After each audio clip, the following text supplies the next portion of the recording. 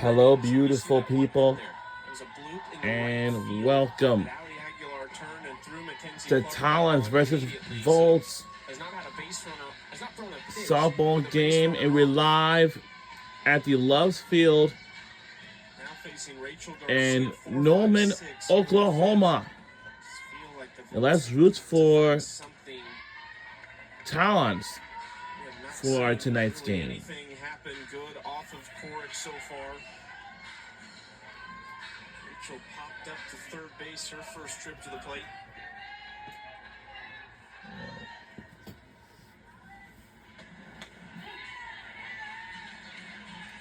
Step one from Georgina. Still having a great duel up until the top half of this inning. 1-0 after 4 full innings. Ooh. It looks to me like Garcia looking for that inner half.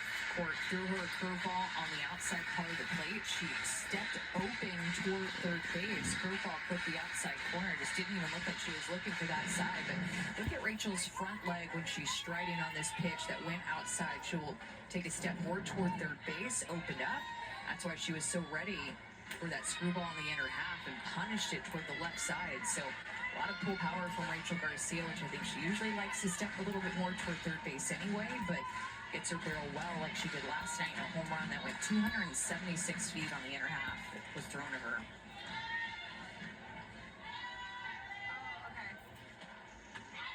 Change up just high from Coric.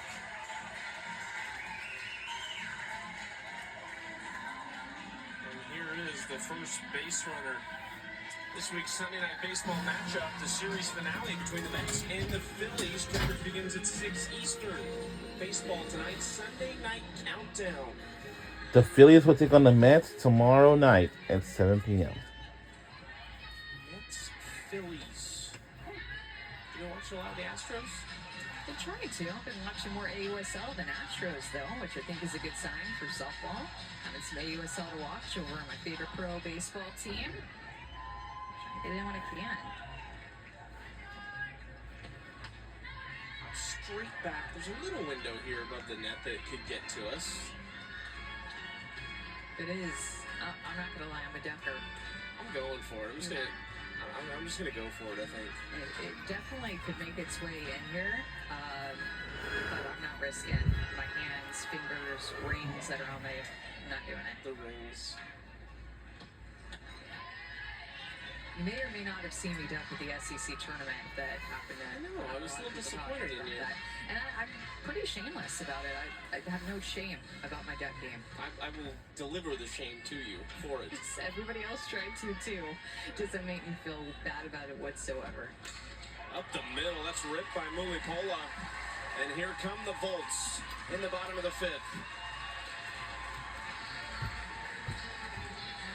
One of the few mistakes that Georgina Coric has made in this game. Usually so good at painting the corners. This is a curveball, though, that is out over the heart of the plate. You saw Jaquish reach back out. She set up inside. Maybe confusion on the pitch call itself, but looked like a curveball to me that was up in the zone and out over the heart of the plate. That with 2 strikes, Mulipola is thankful for.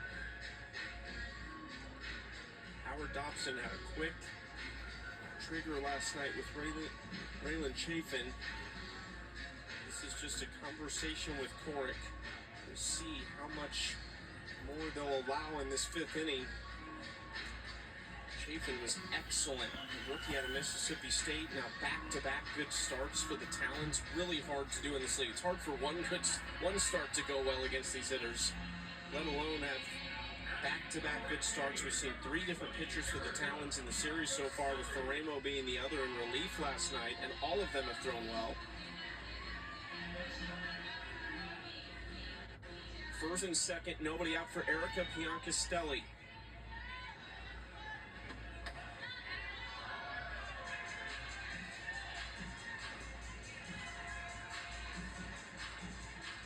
Sixth year with Athletes Unlimited. The first 5 years were a unique leaderboard style format.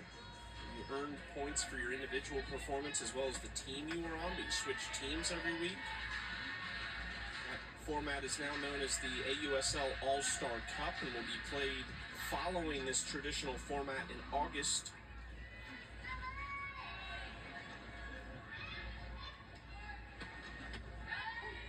You gotta be very careful here to Bianca Stelli, her home run power that she is known for. Oh. And with one swing of the bat, this game could completely turn on its head, even though the Talons have really had control this whole game.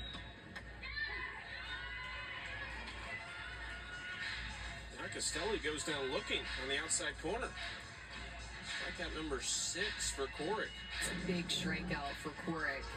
After the first 2 reach, goes right at Bianca Stelli, gets ahead and gets her looking with her curveball. I'm expecting that to be a cold strike, but the 6th strikeout for Georgina Coric. Mia Scott 0 for 1 with a looking strikeout. Takes ball 1 outside.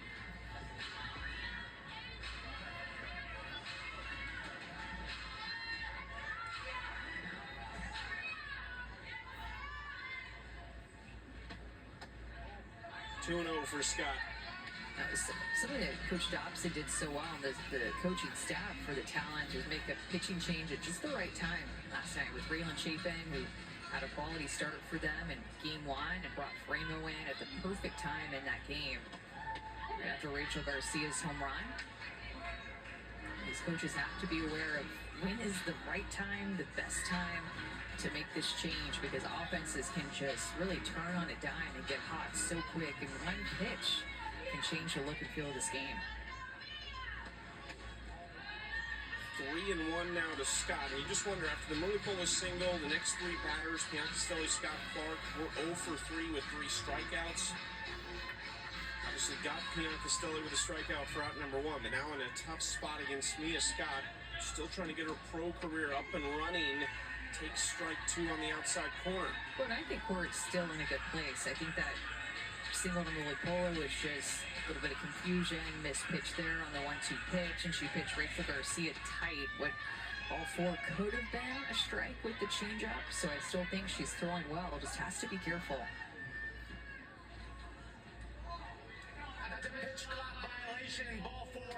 Oh, that's big time. Another something that does not go in the way of Georgina Coric. So pitch clock violation.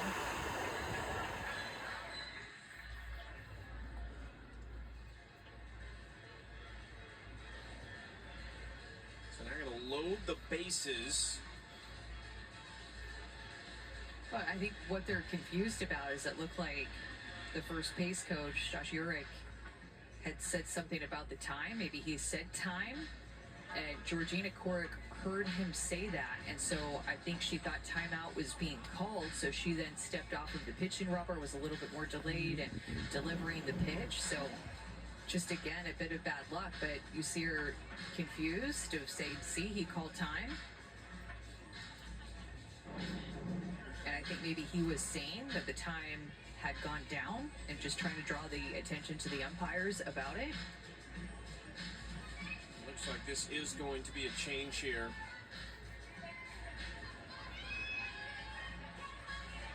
Howard Dobson's out of the dugout. He's looking down toward the bullpen and making a note on his card. Maybe not. Coric stays. Bases loaded. Michaela Edenfield is going to pinch hit now for the Volts. Big reception for Edenfield here in Norman. And a chance to change this game. She had a big swing last night. Fouled off toward the dugout. It was that double into the right field corner, and it would have tied the game. I think Sierra Romero would have scored the tying run, but it hopped into the corner in right field. There's a little bit of the wall that's lower, and it jumped into the bullpen for a ground rule double.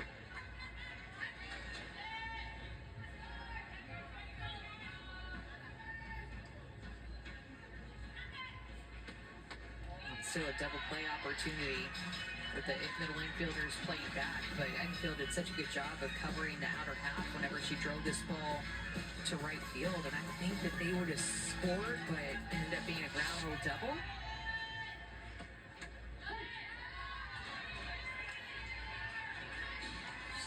Tried to rally in the 7th inning. Trailing 3-1, only got one run across though. Stranded more when the final out was made. 1-2 to Edenfield.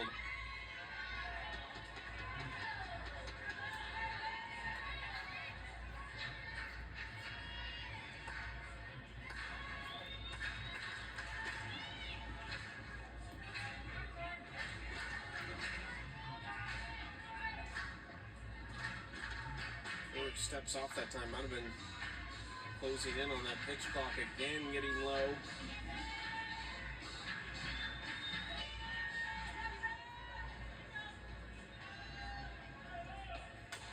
Oh my goodness. Well, because of that power, Kelly Crutchman, the head coach for the Volts, who's normally coaching third base, is actually inside the dugout right now. Because remember, that line drive was hit at her, and she had to do like a matrix lean to get out of the way of a ball off of Enfield's bat in last night's AB. So this is where she's currently coaching third base from, right inside the dugout. If she needs to, she can hop on out there. 3-2. Already been some big moments in this series. This feels like one of the biggest right now for Edenfield. 4-run deficit. Ground ball right side. Could they roll a pair? Flipping to first, and they do! More defense in the early stages of the AUSL season. Look at Georgina Court work through this jam, the first one that she has found herself in this game, but bent a little bit, but she did not break. Executed a pitch down the zone to turn a double play to her strong middle infielders, Aguilar to Flippin to Vidalis. Right this